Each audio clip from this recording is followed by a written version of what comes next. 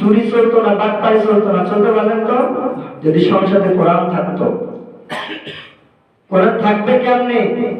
আমরা দীর্ঘ আমল দেখে এসেছি, যখন চোরের কথা বলা হয়, একটা হুজুর যখন জিনার কথা বলে, একটা হুজুর যখন মসজিদে মেহরাবে বসে তাফসীর মাহফিলে গিয়ে তাফসীর করে, তাদের যখন গায়ে লেগে যায়, তারা সহ্য করতে পারতো না, কারণ তারাই তো জিনা করছিল। তারা তাকে জিনা করতে করতে সেঞ্চুরির পর্যায়ে চলে গেছে।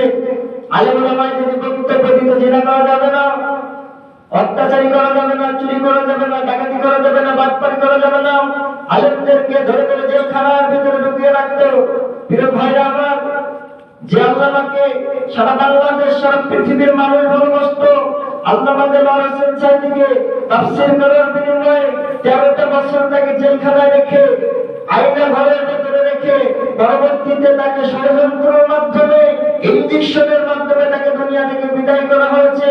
তবে আল্লাহ কোরআনে জানিয়ে দেন, ওয়া আ'আদ্দা লাহুম আযাবান মুহিনা, তোমরা চিন্তা করিও না, তোমরা টেনশন করিও না, যারা আলেমদের উপরে নির্যাতন করি, যারা আলেমদের উপরে অত্যাচার করি, আল্লাহ রাব্বুল আলামিন এদেরকে জানিয়ে দেন তাদের মৃত্যু হবে অপমানদায়ক।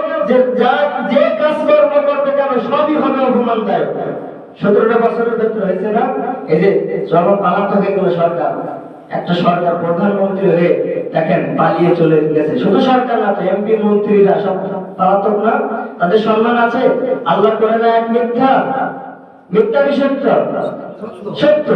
আল্লাহ পবিত্র কোরআনে জানিয়ে দেন, যালিকাল কিতাবুল লা রাইবা ফীহি, এমন একটি কিতাব, এই কিতাবের ভিতরে কোনো সন্দেহ নাই।